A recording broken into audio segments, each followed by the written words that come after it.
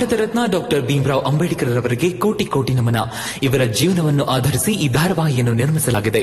ರಾಷ್ಟ್ರಕ್ಕೆ, ರಾಷ್ಟ್ರದ ಜನರಿಗೆ ಅಂಬೇಡ್ಕರರ ಕೊಡುಗೆ ಅಪಾರ. ಹಲವಾರು ಅಧಿಕೃತ ಪುಸ್ತಕಗಳನ್ನು ಆಧರಿಸಿ ಈ ಕಥೆಯನ್ನು ತಮ್ಮ ಮುಂದೆ ಇಡಲಾಗಿದೆ. ಈ ಧಾರಾವಾಹಿಯನ್ನು ವಾಹಿನಿಯು ನಿಷ್ಠೆಯಿಂದ ನಿರ್ಮಿಸಿದ್ದು, ಬಾಬಾ ಸಾಹೇಬರ ಜೀವನ ಮತ್ತು ಸವಿಸಿದ ಹಾದಿ ಪ್ರತಿಯೊಬ್ಬರಿಗೂ ಸ್ಫೂರ್ತಿ ನೀಡುತ್ತದೆ ಎಂಬುದನ್ನು ವಾಹಿನಿಯು ಬಲವಾಗಿ ನಂಬಿದೆ. ಇನ್ನೊಂದು ಸಲ ನಿನ್ನ ಕಿವಿ ಮೇಲೆ ಸಂಸ್ಕೃತದ ಒಂದೇ ಒಂದು ಪದ ಕೂಡ ಬೀಳಬಾರ್ದು. ಹೊರಡು ಇಲ್ಲಿಂದ. ಆದ್ರೆ ಗುರುಗಳೇ, ನಂಗೆ ಸಂಸ್ಕೃತ ಅಂದ್ರೆ ಇಷ್ಟ. ಚಿಕ್ಕ ವಯಸ್ಸಿಂದ ಕಲಿಬೇಕು ಅನ್ನೋ ಆಸೆ ಇದೆ. ನಂಗೆ ಈ ಭಾಷೆ ಕಲಿಯಕ್ ಇಷ್ಟ. ನಂಗ್ ಒಂದ್ ವಿಷಯ ಅರ್ಥ ಆಗ್ತಿಲ್ಲ. ಕಾಲೇಜಲ್ಲಿ ನಂಗೆ ಯಾಕೆ ಸಂಸ್ಕೃತ ಕಲಿಯಕ್ ಬಿಡ್ತಿಲ್ಲ ನೀವೆಲ್ಲ? ಸಂಸ್ಕೃತ ಕಲಿಬೇಕಾ ನೀನು? ಕೈ ಮುಂದೆ ಚಾಚು, ಕೈ ಮುಂದೆ ಚಾಚು.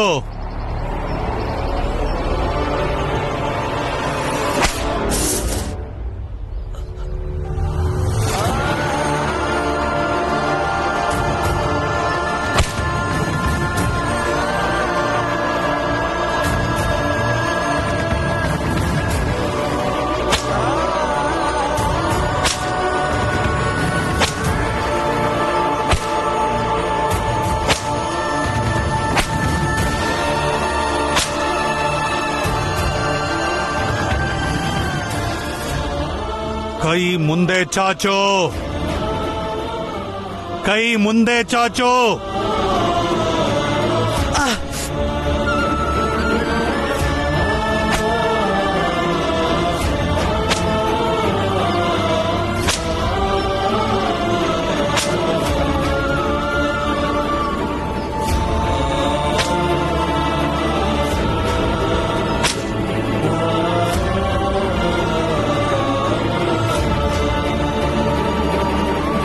ಹೊರಡು ಇಲ್ಲಿಂದ.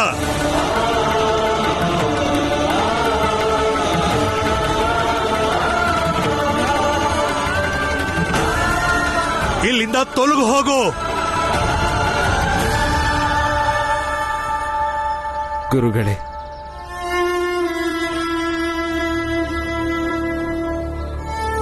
ನಾನ್ ನಿಮ್ ಮುಂದೆ ಕೂತು ಕಲಿಯೋ ಹಾಗಿಲ್ಲ. ತರಗತಿಯಿಂದ ಹೊರಗೆ ನಿಂತು ಕಲಿಯೋ ಹಾಗಿಲ್ಲ. ಪಾಠ ಕೇಳಿ ಕೂಡ ಕಲಿಯೋ ಹಾಗಿಲ್ಲ. ಯಾಕೆ ಗುರುಗಳೇ? ಯಾಕಂದ್ರೆ ಸಂಸ್ಕೃತ ದೇವತೆಗಳ ಭಾಷೆ. ನೀನು ಸಂಸ್ಕೃತನ ಮಾತಾಡೋ ಅರ್ಹತೆನೇ ಇಲ್ಲ. ಮೊದಲಿನಿಂದ ಹೋಗು.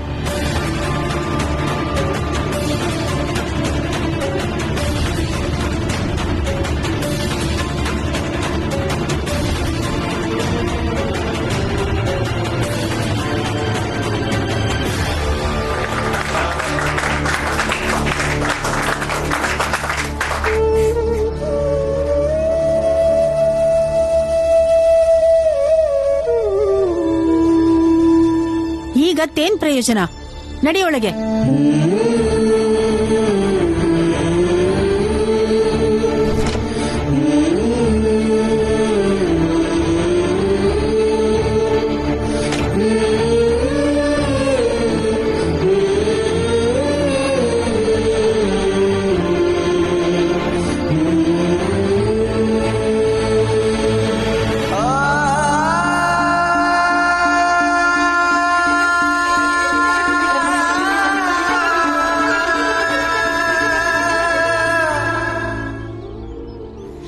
ಮತ್ತೆ ಭೀಮನೇ ನಮ್ಮನ್ನ ಕಾಪಾಡ್ದ.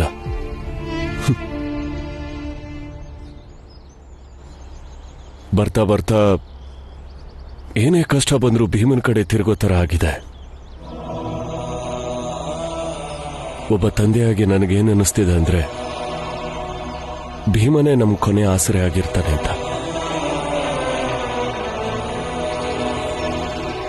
ಇದು ಒಳ್ಳೇದೇ ಅಲ್ವಾ ರಾಮ್ಜಿ? ನಿಮ್ಮ ಮಗ ನಿಮ್ಮ ನಂಬಿಕೆನ ಉಳಿಸ್ಕೋತಾ ಇದ್ದಾನೆ ಅನ್ನೋದು, ಅದು ಪ್ರತಿ ಬಾರಿ. ಆದ್ರೆ ಒಬ್ಬ ವ್ಯಕ್ತಿ ಮೇಲೆ ತುಂಬಾ ನಂಬಿಕೆ ಇಡೋದ್ರಿಂದ ಏನಾಗುತ್ತೆ ಅಂದ್ರೆ, ವ್ಯಕ್ತಿ ಮೇಲೆ ನಂಬಿಕೆಗಳ ಹೊರೆನೇ ಹೊರಸ್ದಂಗಾಗ್ಬಿಡುತ್ತೆ.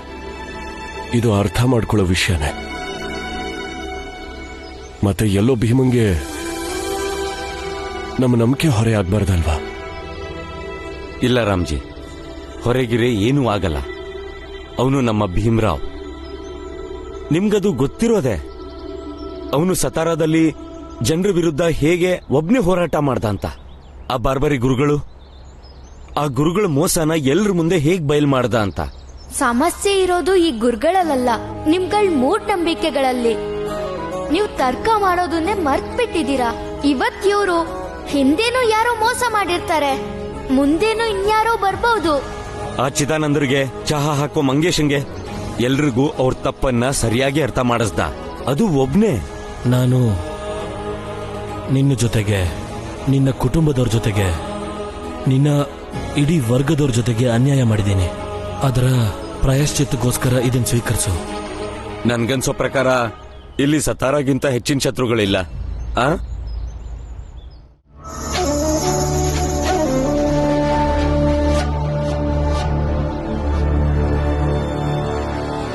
ಏಯ್, ನಿಮ್ಮ ಯಜಮಾನ್ರು ಇದ್ದಾರೇನಪ್ಪ?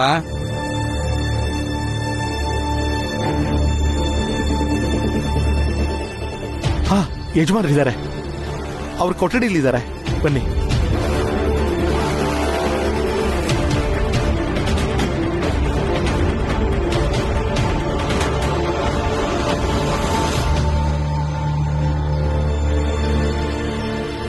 ಇವರು ಇಲ್ಲಿಗೆ ಯಾಕೆ ಬಂದಿದ್ದಾರೆ? ಯಜಮಾನ್ರೆ, ನಿಮ್ಮನ್ನ ನೋಡೋಕೆ ಯಾರ ಬಂದಿದ್ದಾರೆ? ಓಹೋ, ಬನ್ನಿ ಬನ್ನಿ ಪುರುಷೋತ್ತಮ್ ಅವ್ರೆ, ಬನ್ನಿ ಕೂತ್ಕೊಳ್ಳಿ. ನಿಮ್ ಬಗ್ಗೆ ತುಂಬಾ ಕೇಳಿದ್ದೀನಿ ಪುರುಷೋತ್ತಮ್ ಅವ್ರೆ. ಏನ್ ಈ ಕಡೆ ಬಂದಿದ್ದು?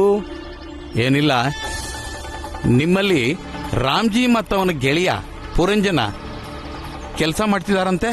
ಹೌದು, ಆದ್ರೆ ಏನು ವಿಷಯ? ನೀವು ಅವರಿಬ್ಬರನ್ನು ಕೆಲಸದಿಂದ ಈಗಿಂದೀಗ್ಲೇ ಕಿತ್ತು ಹಾಕ್ಬೇಕು. ಆದ್ರೆ ಯಾಕೆ?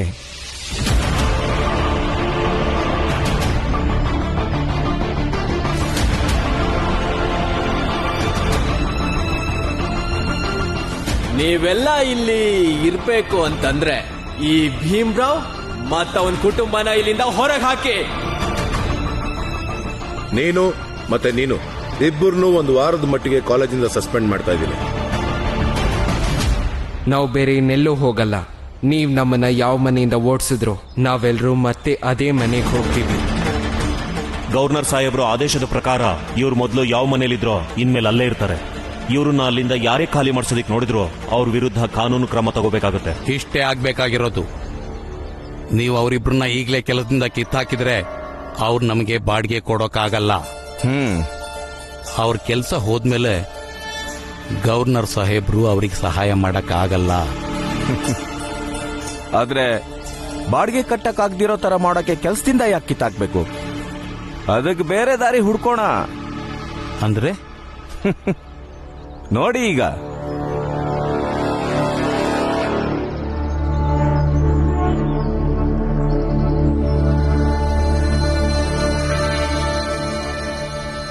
ನನ್ನ ಆಫೀಸಿಂದ ದುಡ್ಡು ಮತ್ತು ಕೆಲವು ವಸ್ತುಗಳು ಕಳುವಾಗಿವೆ. ನಿಮ್ಮಲ್ಲಿ ಯಾರಾದ್ರೂ ನೋಡಿದ್ರಾ? ಇಲ್ಲ ಯಜಮಾನ್ರೆ, ನಮ್ಗೆ ಅದ್ರ ಬಗ್ಗೆ ಗೊತ್ತಿಲ್ಲ.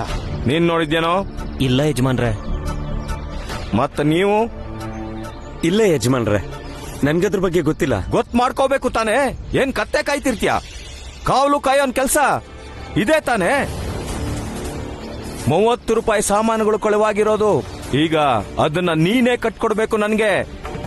ಯಜಮಾನ್ರೆ, ಅಷ್ಟೊಂದು ದುಡ್ಡು ನಾನು ಎಲ್ಲಿಂದ ಕೊಡ್ಲಿ? ಯಜಮಾನ್ರೆ, ಹುಡುಕಿದ್ರೆ ಸಿಗ್ಬೋದಲ್ವಾ? ನಾನೇನ್ ಮೂರ್ಖನ್ ತರ ಕಾಣಿಸ್ತಿದ್ದೀನ? ಹುಡುಕದೆ ಸಿಗ್ಲಿಲ್ಲ ನಂಗೆ. ಈ ನಷ್ಟಕ್ಕೆ ಇವನೇ ಜವಾಬ್ದಾರಿ. ಈಗ ಆದ್ರೆ 2.5 ರೂಪಾಯಿ ಸಂಬಳ ತಗೊಳ್ಳೋನು ಇಷ್ಟೊಂದು ದುಡ್ಡು ಎಲ್ಲಿಂದ ಕೊಡ್ತಾನೆ? ಅದು ಸರಿ. ಹಾಗಾದ್ರೆ ನೀನು ಅವನಿಗೆ ಸಹಾಯ ಮಾಡು ರಾಮ್ಜಿ. ಅವತ್ ನೀನೇನು ಹೇಳ್ದೆ ಹೇಳು? ಇವನು ಜವಾಬ್ದಾರಿ ನೀನು ಅಂತ ತಾನೆ. ಹಾಗಾದ್ರೆ ಇವನ ದಂಡಕ್ಕೆ ನೀನು ತಲೆದಂಡ ಆಗು. ಏನು?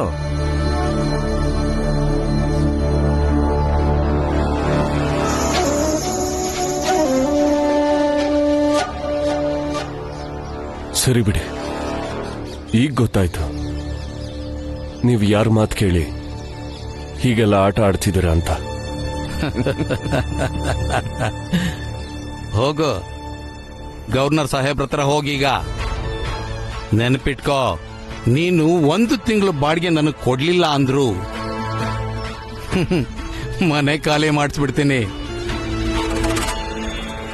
ಇದೀಗ ನನ್ನಂತ ಮೇಲ್ವರ್ಗದವರ ಸ್ವಾಭಿಮಾನದ ಪ್ರಶ್ನೆ. ಅಷ್ಟು ಸುಲಭವಾಗಿ ನಿನ್ನ ಬಿಡೋನಲ್ಲ ನಾನು.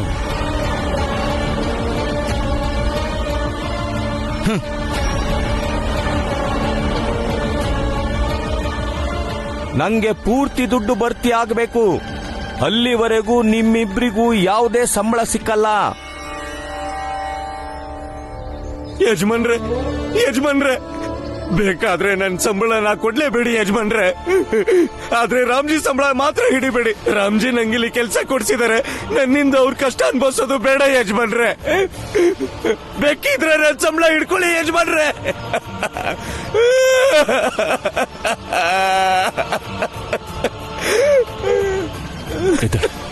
ಎದ್ದೇಳು ಪುರಂಜನ, ನಿಧಾನ. ರಾಮ್ಜಿ,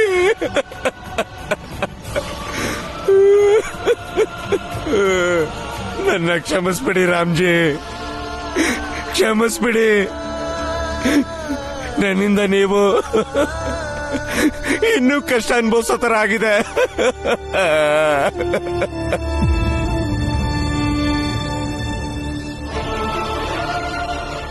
ಎಷ್ಟು ಧೈರ್ಯ ಇರಬೇಕು ನಿನಗೆ ಕೆಳವರ್ಗದವನಿಗೆ ಸಂಸ್ಕೃತ ಕಲಿಯೋದಕ್ಕೆ. ಇದು ಕಾಲೇಜ್ ಆಗದೆ ಇದ್ದಿದ್ರೆ ಸಂಸ್ಕೃತ ಬರ್ದಿರೋ ಈ ಕೈನ ಮುರಿದು ಮನೆಗೆ ಕಳಿಸ್ಬಿಡ್ತಿದ್ದೆ. ಸಂಸ್ಕೃತ ಕಲಿಬೇಕಾ ನೀನು?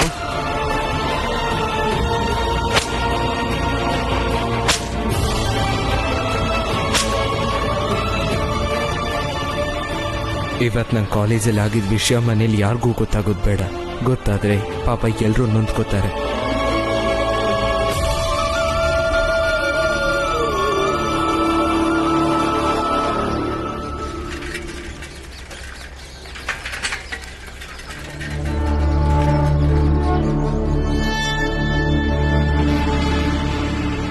ಅವನೇ ಆ ವ್ಯಕ್ತಿಗೆ ನೀವು ಎಷ್ಟು ಹೊಡೆಯಕ್ಕಾಗುತ್ತೋ ಅಷ್ಟು ಹೊಡೀರಿ.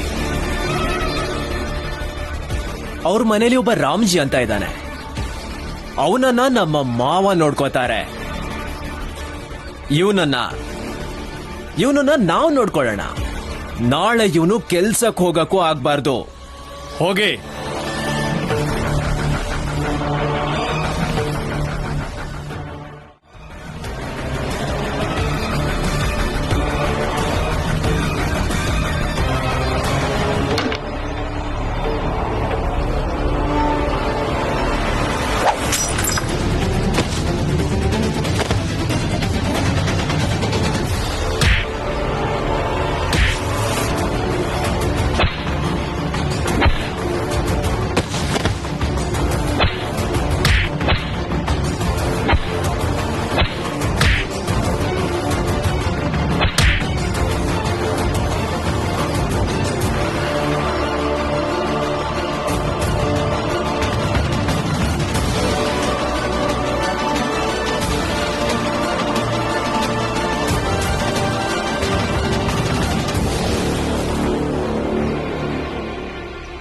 ಭೀಮ್ರಾವ್, ನಾನು ಕಾಲೇಜಿಂದ ಸಸ್ಪೆಂಡ್ ಆಗದೆ ಇದ್ದಿದ್ರೆ ಪೂರ್ತಿ ಸಮಯ ಕಾಲೇಜ್ನಲ್ಲೇ ಇರ್ತಿದ್ದೆ. ನಿಂಗೊಬ್ನಿಗ್ ಮಾತ್ರ ಕಷ್ಟ ಕೊಡ್ತಿದ್ದೆ. ನೀನ್ ನನ್ನನ್ನ ಕಾಲೇಜಿಂದ ಸಸ್ಪೆಂಡ್ ಮಾಡಿಸಿದ ಮೇಲೆ ಈಗ ನಾನು ಬಾಂಬೆನಲ್ಲಿ ಏನ್ ಬೇಕಾದ್ರೂ ಮಾಡಬಲ್ಲೆ. ನಮ್ಮ ಸದ್ಯದ ಗುರಿ ಇಷ್ಟೇ. ನಾವಿನ್ ಮುಂದೆ ಮಾಡೋ ಕೆಲಸದಿಂದ ನಿಮ್ಮಂತವ್ರ ಜೀವನ ನರಕ ಆಗ್ಬೇಕು. ನೀನ್ ಸ್ವಚ್ಛಂದವಾಗಿ ಹಾರೋಡೋದಕ್ಕೆ ಇವರಿಬ್ರೇ ಕಾರಣ ಅಲ್ವಾ ಭೀಮ್ರಾವ್? ಇವತ್ತಿಂದ ನೀನ್ ರೆಕ್ಕೆಗಳನ್ನ ಕತ್ತರಿಸಕ್ಕೆ ಶುರು ಮಾಡಿದೀವಿ. ನೀನನ್ ಎಂಥ ಸ್ಥಿತಿಗೆ ತರ್ತೀವಿ ಅಂತಂದ್ರೆ ನೀನು ಹಾರೋದಿರ್ಲಿ, ತೆವಳಕ್ಕೂ ಆಗ್ಬಾರ್ದು ಹಾಗ್ ಮಾಡ್ತೀವಿ.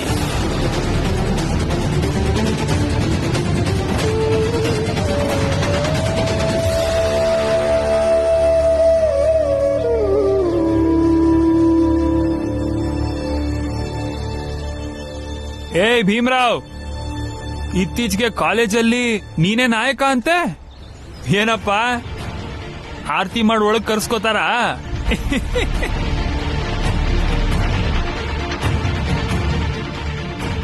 ಹಾ ಆರ್ತಿ ಮಾಡೇ ಕರ್ಸ್ಕೊಂಡಿರ್ತಾರೆ. ಎಂತ ದೊಡ್ಡ ವ್ಯಕ್ತಿ ಗವರ್ನರ್ ಸಾಹೇಬ್ರು, ಅವ್ರನ್ ಭೇಟಿ ಮಾಡೋದು ಸಾಧಾರಣ ವಿಷಯನಾ? ಏನಂತೀರಿ? ಅದೇನೋ ಸರಿ ಅನ್ನೋ. ಕಾಲೇಜ್ ಪ್ರಿನ್ಸಿಪಲ್ ಕೂಡ ಗವರ್ನರ್ನ ಭೇಟಿ ಆಗಿರಲ್ಲ ಪಾಪ. ಆದ್ರೆ ಭೀಮ್ರಾವ್ ಅವ್ರ ಜೊತೆ ಚಹಾ ಕುಡ್ಕೊಂಡ್ ಬಂದಿದ್ದಾನೆ. ಅದು ಸರಿ ಅನ್ನಿ. ಭೀಮಣ್ಣ, ಒಂದ್ ಸಮಸ್ಯೆಗೆ ನಿಮ್ಮಿಂದ ಪರಿಹಾರ ಬೇಕಿತ್ತು. ಏನಾಯ್ತು? ಇವತ್ ವಟಾರಕ್ಕೆ ಬೆಳಗ್ಗೆ ಒಬ್ಬ ಜ್ಯೋತಿಷ್ಯ ಹೇಳೋರು ಬಂದಿದ್ರು. ಅವರು ಸಂಸ್ಕೃತದಲ್ಲಿ ಏನೇನೋ ಮಂತ್ರ ಹೇಳ್ತಿದ್ರು. ನನ್ಗೂ ಅದು ಕೇಳಕ್ಕೆ ಇಷ್ಟ ಆಯ್ತು. ಸ್ಕೂಲ್ಗೆ ಹೋಗಿ ಸಂಸ್ಕೃತ ಹೇಳ್ಕೊಡೋ ಗುರುಜಿ ಹತ್ರ ಹೇಳ್ದೆ ನನ್ಗೂ ಸಂಸ್ಕೃತ ಹೇಳ್ಕೊಡಿ ಅಂತ. ಅವ್ರು ನನ್ಗೆ ಉಗ್ದು ಓಡ್ಸಿದ್ರು. ಮತ್ತೆ ಹೇಳಿದ್ರು ನಿನ್ಗೆ ಸಂಸ್ಕೃತ ಕಲಿಯೋ ಅರ್ಹತೆ ಇಲ್ಲ ಅಂತ. ನಿಮ್ ಜಾತಿಯವರು ಸಂಸ್ಕೃತ ಎಲ್ಲೂ ಕಲಿಯೋ ಹಾಗಿಲ್ಲ ಅಂದ್ರು. ಜಗತ್ತಿನ ಪರಿಶುದ್ಧವಾದ ಭಾಷೆನ ನಿನ್ನಂತ ವ್ಯಕ್ತಿ ಕಲಿಯೋದು ತುಂಬಾ ದೊಡ್ಡ ಪಾಪ, ದೊಡ್ಡ ತಪ್ಪನ್ನೇ ಮಾಡ್ತಿದ್ಯಾ.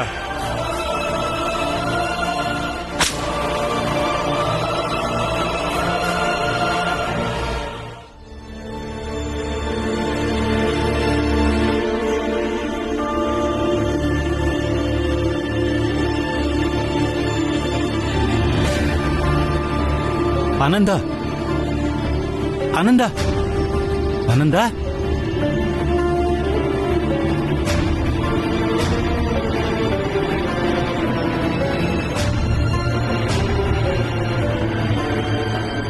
ಆನಂದ,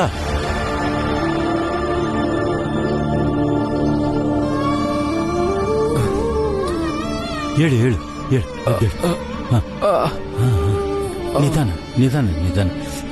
ಆನಂದ, ಇದೆಲ್ಲ ಹೇಗಾಯ್ತು? ಮನೆ ಕಡೆ ಹೋಗ್ತಿದ್ದೆ ಗುರುಗಳೇ, ಯಾರು ಕೆಲವೊಬ್ರು ಹಿಂದೆಂದ ಬಂದು ಹೊಡಿಯೋಕ್ ಶುರು ಮಾಡಿದ್ರು. ನಡಿ ಆನಂದ, ಮೊದಲು ಡಾಕ್ಟರ್ ಹತ್ರ ಹೋಗೋಣ.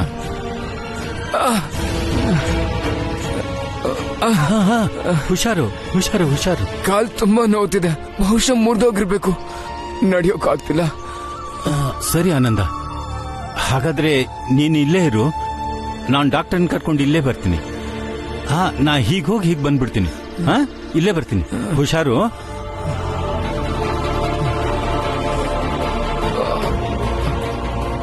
ನಾವೇನ್ ಮಾಡೋದು ಅಣ್ಣ? ಚಿಕ್ಕ ವಯಸ್ಸಿಂದ ನಾನು ಇದನ್ನೇ ಯೋಚನೆ ಮಾಡ್ತಿದ್ದೀನಿ, ಸಂಸ್ಕೃತ ಓದಕ್ಕೆ ನಮ್ಮ ಅರ್ಹತೆ ಏನಿರ್ಬೇಕು ಅಂತ. ಇರ್ಲಿ ಬಿಡು, ನಂಗೇನಾದ್ರೂ ಹೊಡೆದ್ರೆ ನಾನು ನಿಂಗೆ ಬಂದು ಹೇಳ್ತೀನಿ. ಆದ್ರೆ ಅಲ್ಲಿವರೆಗೂ ಸಂಸ್ಕೃತ ಕಲಿಯೋ ನಿನ್ನ ಆಸೆನ ಸಾಯಕ್ ಬಿಡ್ಬೇಡ. ಯಾವ್ದಾದ್ರು ಕೆಲ್ಸ ಗಿಲ್ಸ ನೋಡ್ಕೊಳ್ರ ಇಬ್ರು. ನೀನ್ ಭೀಮನ್ ಹಿಂದೆ ಹೀಗೆ ಅಳೀತಿದ್ರೆ ಒಂದಿನ ಬೇಕಿದ್ರೆ ಗವರ್ನರ್ ಸಾಹೇಬರ್ನ ಭೇಟಿ ಮಾಡ್ಬೋದು, ಆದ್ರೆ ತಿನ್ನಕ್ಕೆ ಅನ್ನ ಸಿಗಲ್ಲ. ಅರ್ಥ ಆಯ್ತಾ? ಹೋಗಿ ಕೆಲ್ಸ ಗಿಲ್ಸ ಕಲಿ, ಹೋಗೋ. ಸಂಸ್ಕೃತ ಕಲಿಬೇಕಂತೆ. ಯಾರಾದ್ರೂ ಭೀಮ್ರಾವ್ ಹೇಳ್ರಪ್ಪ, ಆ ಜ್ಯೋತಿಷಿ ಬಂದು ರಮಾಬಾಯಿ ಏನ್ ಹೇಳಿದ್ರು ಅಂತ. ಆಮೇಲೆ ನೋಡಿ, ಭೀಮ್ರಾವ್ ಜ್ಯೋತಿಷನ್ ಹುಡುಕಿ ಶಿಕ್ಷೆ ಕೊಟ್ಟು ಬರ್ತಾನೆ. ಓ ಶಾಂತಮ್ಮ, ನೀನ್ ಯಾಕೆ ಸುಮ್ನಾಗ್ಬಿಟ್ಟೆ? ಹೇಳು ಭೀಮಂಗೆ, ಹೋಗು, ಏನ್ ವಿಷಯ ಕೇಳು.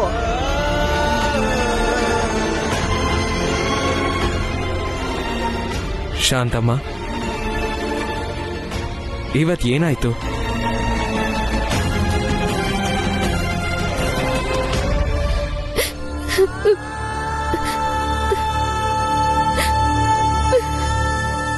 ಸಾಕು ಪುಟ್ಟ, ಸಾಕು. ಮೊದ್ಲು ಅಳು ನಿಲ್ಸು. ಇಷ್ಟೊತ್ತಿಂದ ಅಳ್ತಾನೆ ಇದ್ಯಾ? ಹೀಗೆ ಅಳ್ತಾ ಇದ್ರೆ ತಲೆನೋವು ಬರುತ್ತೆ ಅಷ್ಟೇ. ಹೇಳು, ಏನಾಯ್ತು? ಯಾರಾದ್ರೂ ಏನಾದ್ರೂ ಹೇಳಿದ್ರಾ? ಅವ್ರಿಗೆ ಸಂಸ್ಕೃತ ಕಲ್ಸಕ್ ಇಷ್ಟ ಇಲ್ಲ ಅಂದ್ರೆ ಬೇಡವಾಗಿತ್ತು, ಅದಕ್ಕೆ ಅವ್ರು ಅಷ್ಟೊಂದು ಯಾಕೆ ಕಿರ್ಚಾಡಿದ್ರು? ಕೆಳವರ್ಗದವ್ರಿಗೆ ಇದನ್ನೇ ಎಲ್ರು ಹೇಳೋದ್ ತಾನೆ? ಅವ್ರೊಬ್ರೇ ಅಲ್ಲ ಹೇಳೋದು. ಯಾಕೆ ನಮಗ್ ಗೊತ್ತಿಲ್ವಾ ನಾವ್ ಕೆಳವರ್ಗದವರು ಅಂತ? ಮದ್ವೆ ಆದಾಗ ಇವಳು ಹಿಂಗ ಆಡ್ತಿರ್ಲಿಲ್ಲ. ನಮ್ ಜಾತಿ ಸ್ಥಾನಮಾನ ಎಲ್ಲಾ ತಿಳ್ಕೊಂಡಿದ್ಲು. ಭೀಮಾ ಅವರೇ ಇವಳು ತಲೆ ಕೆಡ್ಸಿರೋದು, ಬೇಡ್ದಿರೋದೆಲ್ಲ ತಲೆಗೆ ತುಂಬಿಸಿದ್ದಾರೆ. ಅವ್ರಿಗೆ ಇವಳೇ ಮಹಾರಾಣಿ. ನಮ್ ಜಾತಿ ಯಾವ್ದು ಹೇಗೆ ಅಂತ ಎಷ್ಟು ಬೇಗ ಅರ್ಥ ಆಗುತ್ತೋ ಅಷ್ಟು ಜೀವನ ನೆಮ್ಮದಿ ಆಗಿರತ್ತೆ. ಆ ನೆಮ್ಮದಿ ಕಟ್ಕೊಂಡು ಏನ್ ಮಾಡೋಣ? ಅದಕ್ಕೆ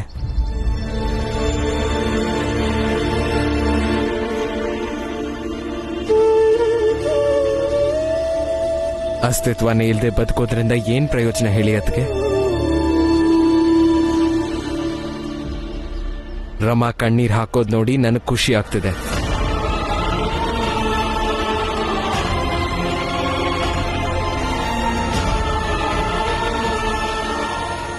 ಜನ ದುಃಖನ ಸುಮ್ಮನೆ ಅನುಭವಿಸ್ತಾರೆ, ವಿರೋಧ ಮಾಡಕ್ಕೂ ಹಿಂದೇಟ್ ಹಾಕ್ತಾರೆ.